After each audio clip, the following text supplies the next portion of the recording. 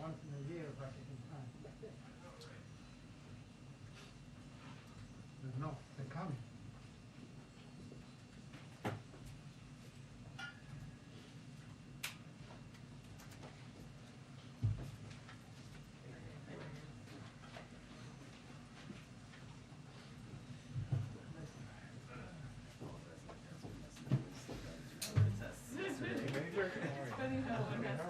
Have like throw that out there. No, I'm sorry.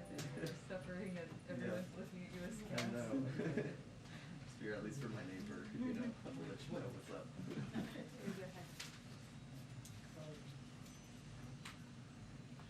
You know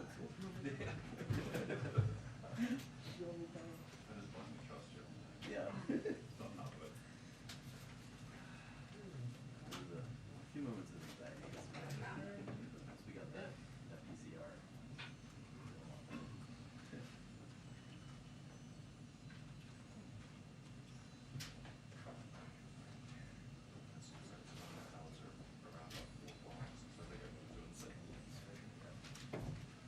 We have PCR testing at our bureau. That made life so much easier. Yeah. There's like a nurse there the whole day. Test anyone. Awesome. Yeah.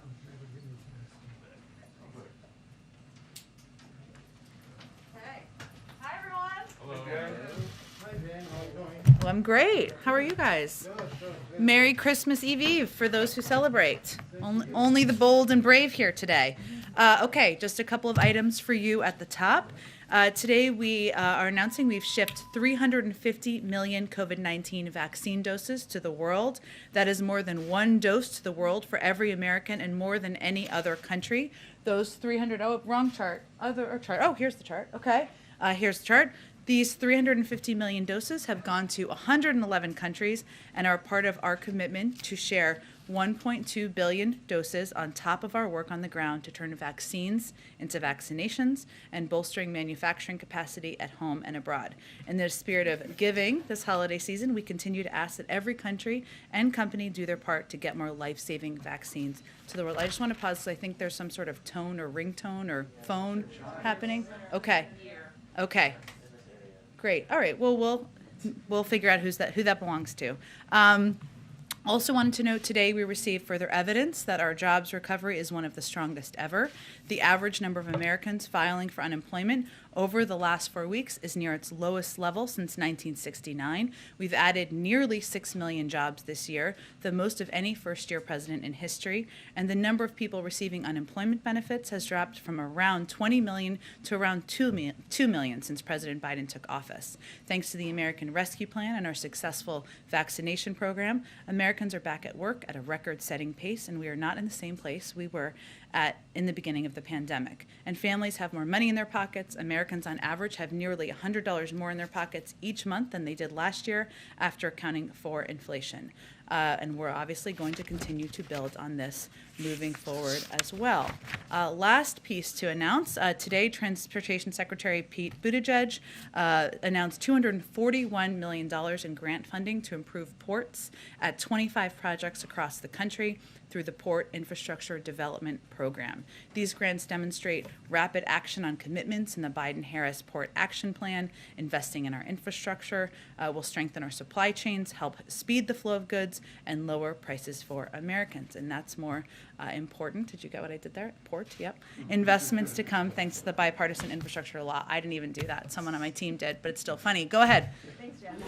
So President Biden last night said in sort of the most direct terms that he would support a filibuster carve-out for voting rights. What made him decide to come out publicly with that direct wording? And then is he lobbying any senators to come along with him on that? Obviously, there are a few holdups on that issue. Sure. Well, in case you all didn't see the interview the president did with ABC that aired last night, and more pieces were out this morning, the president was asked, and so everyone has the phrasing of what he said, so you support a carve-out of the filibuster for voting rights. Well, I don't think we may have to go to that far, but I would. If it's the only thing standing between getting voting rights legislation passed and not getting passed is the filibuster, filibuster. I support making the exception of voting rights for the filibuster. So just so everybody has the full context. The president has spoken to his view, his strong view that getting voting rights legislation passed is a fundamental priority for him. It's something that is essential so that people across the country are able to exercise their right to vote, to participate in the democratic process. That's something he has always believed, always been committed to. As he said in his answer last night, we may not have to go to that, but he is prepared to support changes if that's the only thing standing in the way of getting this done. And then President Putin's press conference earlier, does the White House have a response to his assertion that it's actually the West that is promoting tensions in the region, and also his demands that Russia receive assurances NATO won't accept Ukraine? Well, facts are a funny thing, and facts make clear that the only aggression we're seeing at the border of Russia and Ukraine is the military buildup by the Russians and the bellicose rhetoric from the leader of Russia. I would also note that also this morning, and I know we just did a background briefing on this as well, in that press conference, President Putin said he was encouraged by, and I'm paraphrasing here, the fact that there will be diplomatic talks, plans for diplomatic talks in January. We also believe that that is the best path and the right path forward. The third thing I would just note is that NATO is a defensive alliance. It's not an aggressive alliance. There is no evidence to the contrary, to suggest anything to the contrary from the United States or NATO members. And of course, our efforts are to work with and defend our NATO partners. Go ahead, Brian Major. President Putin also said that there has been an agreement to have a meeting in Geneva in January. Can you confirm that?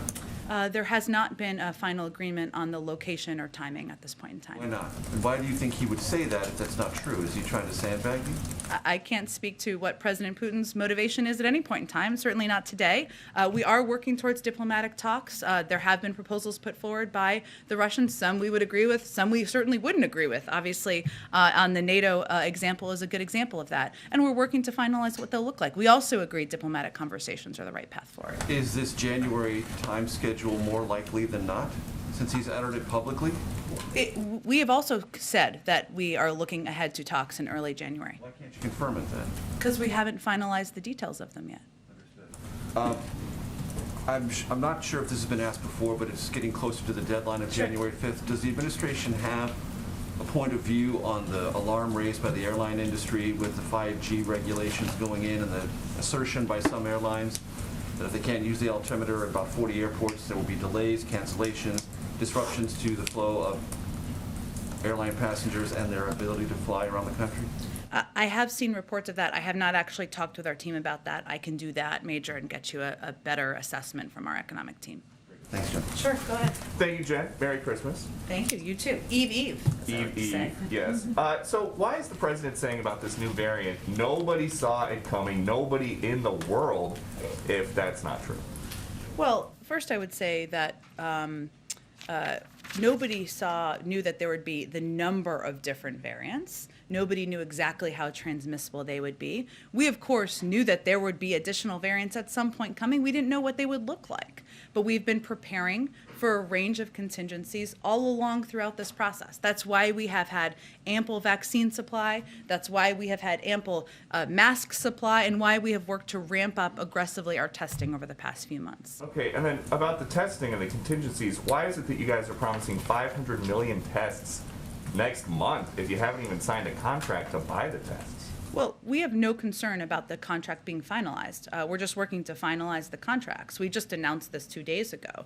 But there's we don't see any issue or any halt to getting that done and to finalizing that. That's a natural part of the process. What I can tell you, Peter, about the process to date, because I know there's been a lot of questions about this, is that when we saw a surge in demand in Delta, we took additional actions to expand the over-the-counter test market. You may not remember this, but if you look back to the period pre-Delta, actually a lot of these testing companies, there was so little demand, they were laying people off around the country and around the world because there was not demand. What the president also did was use the Defense Production Act to invest $3 billion to ensure we were upping the market so the market would have the capacity to produce more tests. And also, as you know, the FDA approved 8 tests. Otherwise, we wouldn't have had the capacity to do what we're doing for January. But if it's so easy to get the tests, why don't people have them now? Who here decided that Americans were going to want to have access to these tests in January as opposed to now before they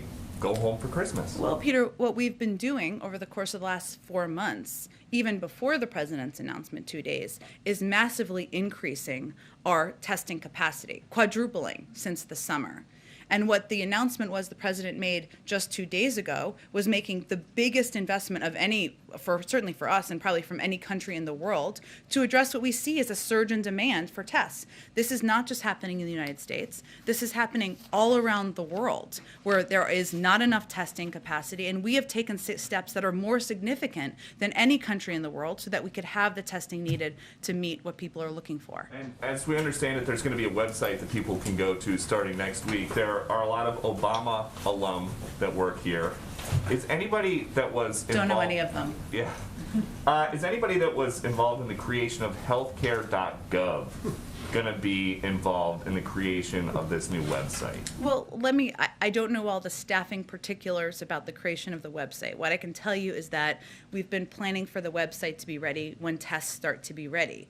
And the website will ensure tests are available equitably and that they will be obtained with ready access. That is what we're trying to do as we are finalizing the design of the website. We're obviously not going to put the website up until there are tests available.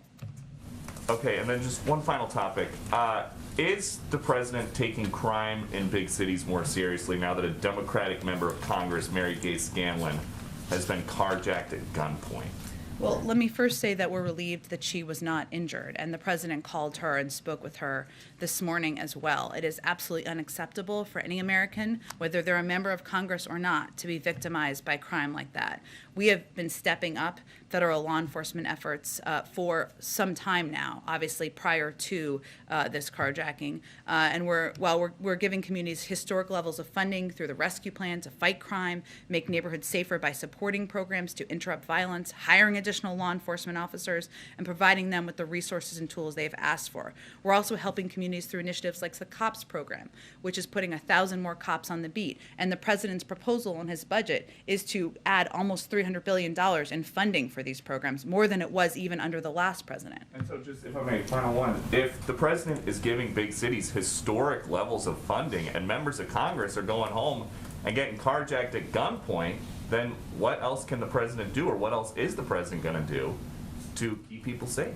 Well, this is a priority for the president. I want to be clear that this proposal for additional funding for the COPS program has been something the president proposed several months ago. Obviously, we'd love to get that passed in the budget next year. We'd love to continue to step up a range of the programs we've had around the country, strike forces that have been helping individual cities, working with law enforcement partnerships to help individual cities, and that's something we're going to continue to do. The president has never supported defunding the police. He's always been an advocate for adequate funding and ensuring that police departments and community policing programs have exactly what they need.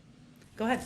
Yeah, I want to follow up on Alex's question on the filibuster, and I'm curious how the White House is going to deal with the slippery slope issue. We obviously already sidestepped the filibuster for the debt ceiling. What is the president going to say to Democrats who say if voting rights is important enough for a filibuster exception, why not gun violence? Why not climate change or immigration? Well, he's happy to have that conversation with Democrats, and certainly we expect that to be a part of the conversations that will be had in the year ahead. The president was asked about voting rights specifically and the filibuster specifically. He said, I would just reiterate that he doesn't think we'll have to go that far, but he was very crystal clear in his answer that he supports making the exception of voting rights for the filibuster, as was the question. I think the key piece we know at this point in time, which you know, is there aren't enough votes to change the Senate rules at this point in time. There are different ranges of options they're discussing in terms of rule changes, and we'll see where that ends up in January. So is the president open to also having a filibuster exception for those other Democratic priorities? I'll let the president speak for himself.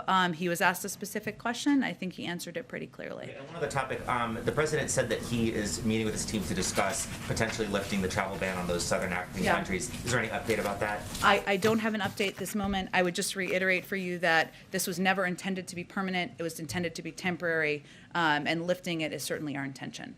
Go ahead.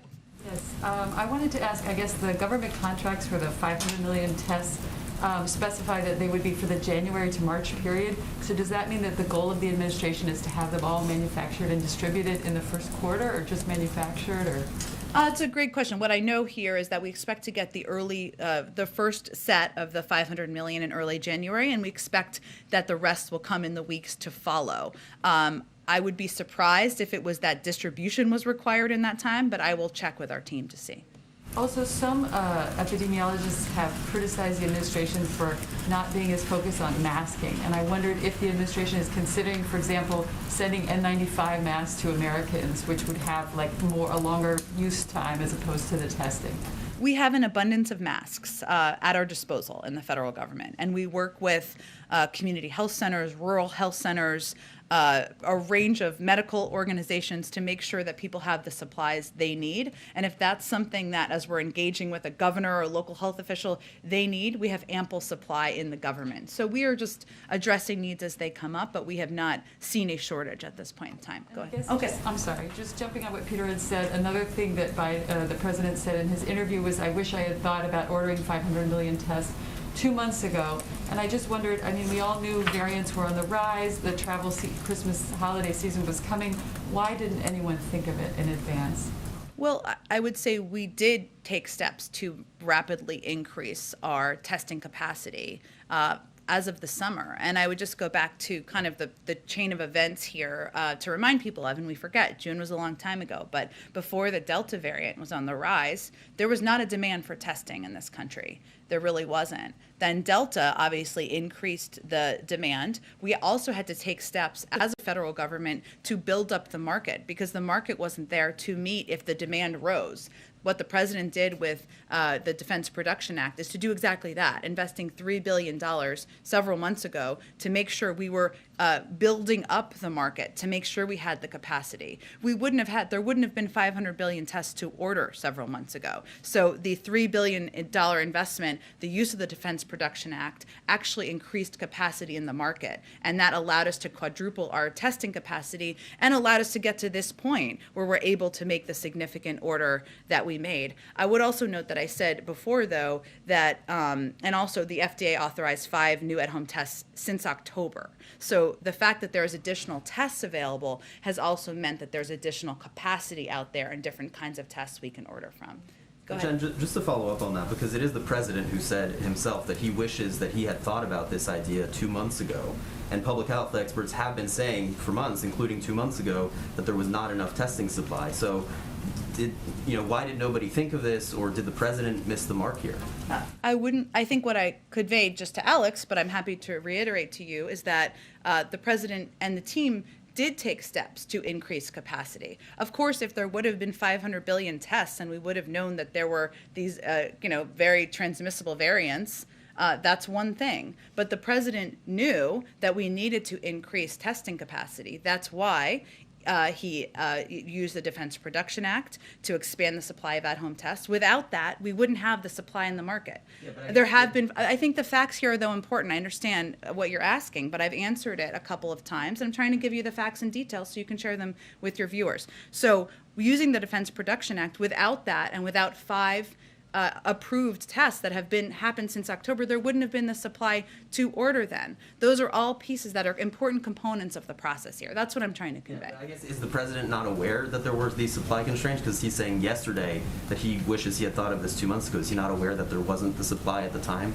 to purchase those 500 Well, million? the president wouldn't have taken the steps in September and October he had taken if we weren't aware that we needed to have increased supply. But also there wasn't the demand back in June for it, right? And Delta changed the mentality in the public for understandable reasons. And the fact that there were only a couple of approved tests just before October, there were only about 3 on the market, right, that we could have tapped into. The president, using the Defense Production Act and investing $3 billion, allowed for there to be an increase in production so we could order the huge number of supply that we're ordering now. Bigger picture here on Omicron.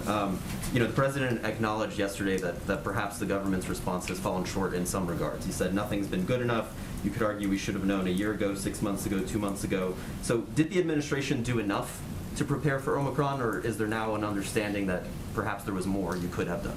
Well, I think what the president was acknowledging, which he said in his speech a couple days ago as well, is that we're not where we need to be on testing.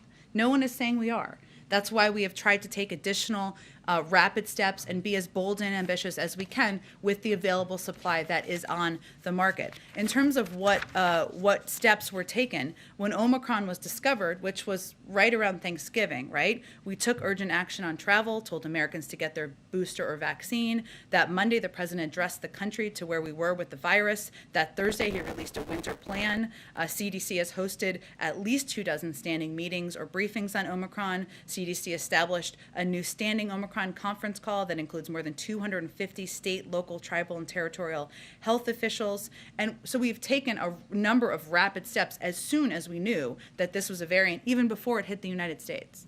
And lastly, you guys have been sharing former President Trump's message recently on boosters, and I'm wondering, given the former president's apparent change in tune on this issue over the last week, has there been any renewed contact between President Biden and the former president or your teams? No, but we are grateful that the former president got the booster. We're also grateful that he made clear in a recent interview that they're effective and they're safe. And that's an important message for anyone to hear. This is not a partisan issue. This is about saving lives, communicating accurate information, pushing back against inaccurate information. And in this particular case, the former president did that. Go ahead. With the former president defending vaccines, Tuesday, President Biden mentioned that's one of the only things that he actually agrees with Trump on. Would the White House consider a partnership with the former president to get some of those folks that are vaccine hesitant to actually get the jab? I don't know that we think it requires a partnership. I think we believe that, the former president being out there and stating what is factually accurate about the efficacy of vaccines, of getting boosted, which he recently did, of course, is a good thing, right? And it's a good thing to have a range of voices out there. Democrats, Republicans, independents, celebrities, non-celebrities, whomever people will be listening to out in the country. We continue to believe that the most effective voices are local voices, local people. That's who everybody listens to, people in their community, your neighbor, your friend, your cousin, your pediatrician. But certainly we would applaud and have the former president's comments. And with regards to the new initiative, how many tests will each American be able to get? It's a great question. It's something that we're looking to finalize guidance on, and we'll have that available as soon as it's ready. So lastly, you talked about the rise in Delta and Omicron and how, there were steps taken based off that. Yeah. But what we've heard from some viewers is that, look, they feel like we're back here again because last year, the holidays, people were rushing to get tests. And so for them, this could be predictable just because so many people are trying to gather. And the question is, again, why wasn't there some foresight? Or for them, it seems like there might not have been foresight with meeting the demand of the holiday season. Well, I don't think last Christmas people were rushing to get tests because I don't think there were, maybe there was one, I'm not sure, over-the-counter approved test. Last Christmas, there were not vaccines available to the country, right? And what the CDC was advising was that people should not even gather with their family members. Certainly, they shouldn't travel. Now we're at the point where 200 million Americans are fully vaccinated. We have ample vaccines. We have ample boosters. We have supply of masks. We just ordered a historic-sized set of tests so that people can have those across the country. And even without that, we've sent 50 million tests out to community health centers. We've opened 20,000 testing sites. We've worked with FEMA. We're opening more testing sites across the country. So people will be able to gather with their family members. Are we through the pandemic? No, we're not. But we are in a very different place than we were 1 year ago today. Go ahead. Can I ask, Intel found itself in some hot water overnight over a statement they put out around supply chains in Xinjiang, and they're worried. And then they had to apologize to China and the Chinese people. Of course, the U.S. views what's happening in Xinjiang as a genocide, as you called it. How concerned are you that more American companies are going to find themselves sort of trapped in this situation, in particular with the signing of the Uyghur bill today by the president? Well, I can't speak to the specific situation with one company, but I can say as a general matter that we believe the private sector and the international community should oppose the PRC's weaponizing of its markets to stifle support for human rights. We also think that American companies should never feel the need to apologize for standing up for fundamental human rights or opposing repression. As we've said before, we call on all industries to ensure that they are not sourcing products that involve forced labor, including forced labor from Xinjiang. The reality is that companies that fail to address forced labor and other human rights abuses in their supply chains face serious legal risk, reputational and customer risks, not just in the United States, but in Europe and other regions of the world. So that's broadly how we feel. Can you just say briefly whether anyone in the administration spoke with any Chinese counterparts before the signing of this bill? Is there a concern that China will be upset by the president signing this bill? Was there any effort to smooth that over or not smooth it over? We had announced our support or intention to sign the bill. I can certainly check if there was any diplomatic engagement around that, but that was, of course, prior to today. And certainly we have made no secret of our concerns. The president has spoken to them. We worked and gathered the G7 leaders to sign a statement on this about the human rights abuses in Xinjiang. So I don't know that it's a surprise. Why did he sign it on camera? He signs bills on camera, off camera, sometimes on camera. We support the bill, and obviously we've been leading the effort in the world to call out human rights abuses.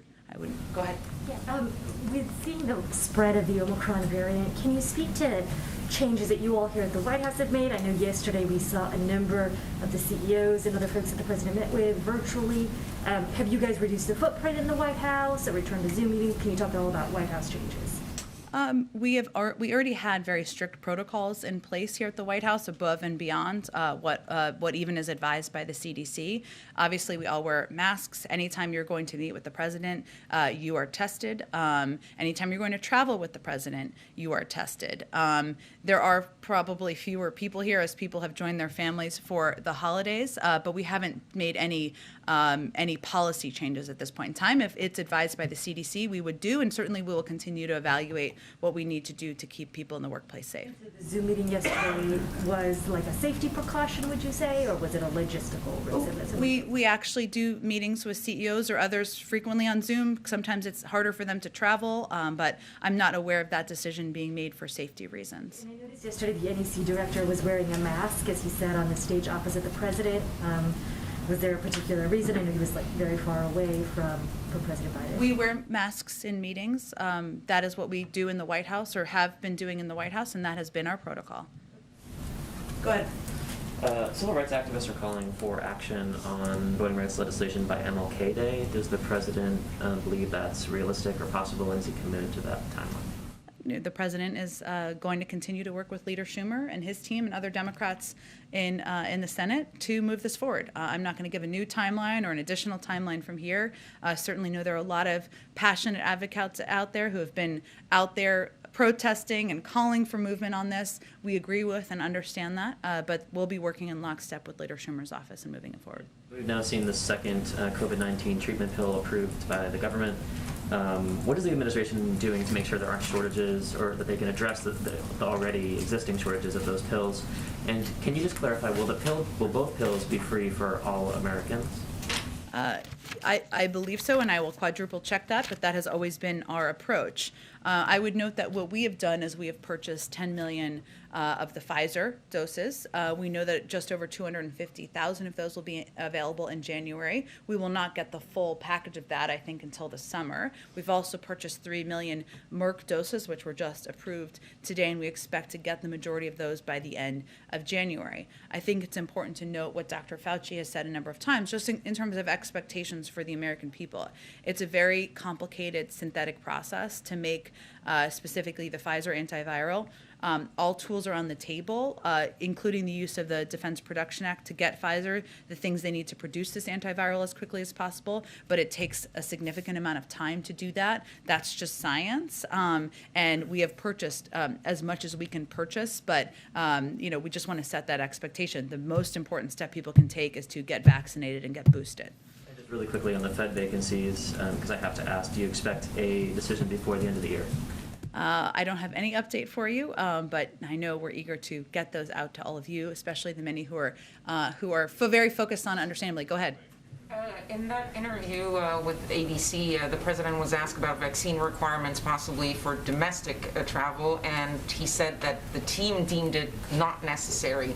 What is the logic of having it necessary for international travel, whether it's Americans or foreigners, with testing and vaccine requirements, but not for domestic travel when you see the numbers of travelers, especially right now during the holidays? Sure. I would say that we still require masks on airplanes, of course. We've also increased the fee on if people do not wear masks on airplanes. In terms of international travel, part of the effort has been related to the number of variants that are out there, and we see them differently. Rules, as you know, for international travels are different because international travelers must be vaccinated and tested within 1 day of departure to help keep COVID cases out of this country and delay any new possible variant from coming into the country. So we have not, at this point, aside from masking, put in place additional steps for domestic travel. A question on Russia. A few days ago, I think you said that you didn't want to put a deadline on those negotiations, those talks, and how it goes forward with the situation at the border with Ukraine. Does that mean that you guys are okay with the status quo? Like, how long is this can this situation be tenable, even if Russia doesn't take that extra step of aggression? We have talks that will be in January. We just haven't finalized the details of those, so that's really the next step. Thank you, Jen. Okay, thanks everyone. Merry Christmas to those who celebrate. Merry Christmas and Happy New Year. And Happy New Year, yes. Last briefing of 2021. Don't look so sad, everyone. Thank you, guys.